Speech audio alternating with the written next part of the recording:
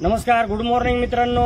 तर आता सकाळचे पहाटेचे 5:45 वाजलेले आहेत आणि मी माझा आजचा बॉम्ब फोडणार आहे।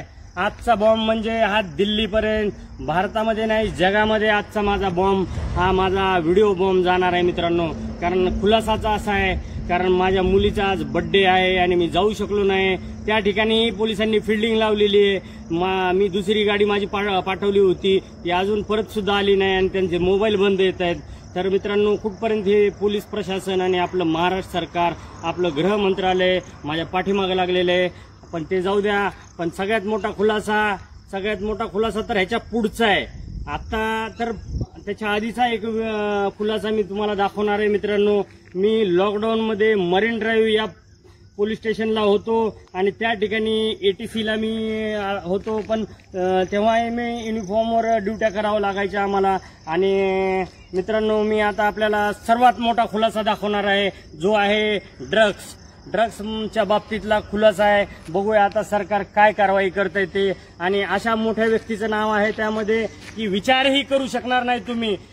तर कसं आहे, मी त्याच्यामध्ये काही माझे पोलीस बांधव, काही पक्षाचे नेते सुद्धा अडकतील, काही बॉलिवूड कनेक्शन सुद्धा बाहेर निघेल मित्रांनो। कारण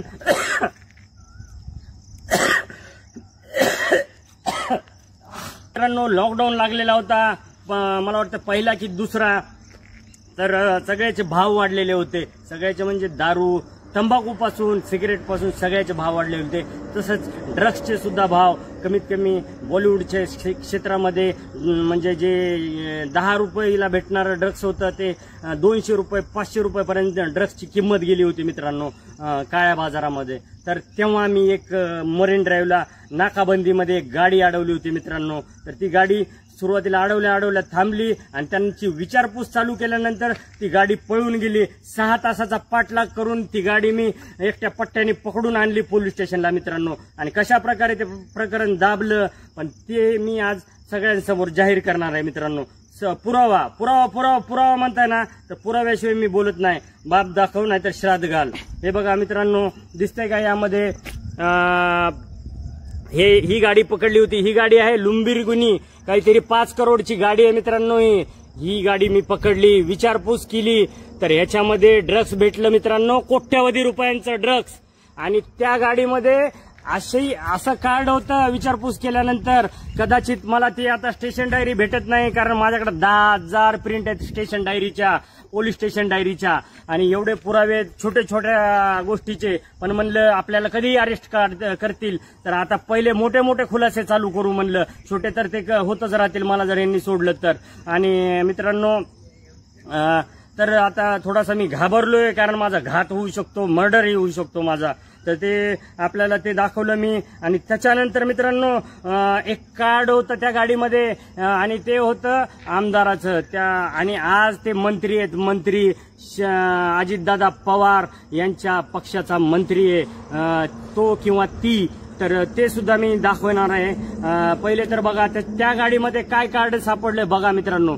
हे बघा, महाराष्ट्र विधानसभा 2019-2024, एक मिनिटात दिसत नाही, 2019-24 आणि हे माझ्या हातात कार्ड आहे मित्रांनो। हातात हा हात बघा आणि हा हात बघा, दोन्हीच्या रेषा बघा मित्रांनो एकच आहेत, असं काही वेगवेगळं नाहीये। तर मित्रांनो, त्याच्यानंतर आतमध्ये आता ओपन करून दाखवतो मी की कोणाचं कार्ड आहे ते। हे बघा मित्रांनो, आतमध्ये बघा असं लिहिलेलं असतं। हे बघा, दिसलं का मित्रांनो? सही असते प्रधान सचिवाची।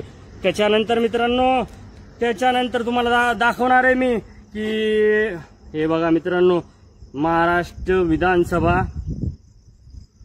आणि इकडे फोटो आहे त्या मंत्र्याचा किंवा जी कोणी व्यक्ती आहे त्याचा फोटो आहे। हे बघा आतमध्ये महाराष्ट्र विधानसभा आणि फोटो मी थोड्या वेळाने दाखवतो। स्टेशन डायरीची प्रिंट मला भेटली, स्टेशन डायरीची, ह्याच्यामध्ये कॉपी 10,000, कारण 100 स्टेशन डायरी चेक करायला 1 दिवस जातो मित्रांनो।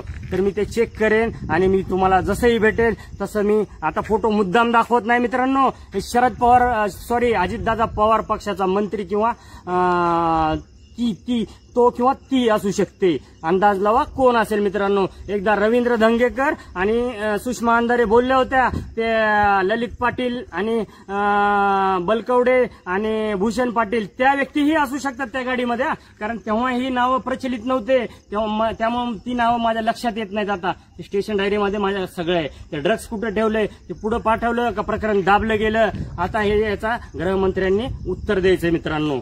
तर अजून एक मिनिट, दुसरा एक आहे पुरावा, ते कुठं पाठवलं किंवा कुठं ठेवलं त्याचा सुद्धा पुरावा माझ्याकडे आहे. बहुतेक त्या मोबाईलमध्येच तो राहिलेला. एक मिनिट,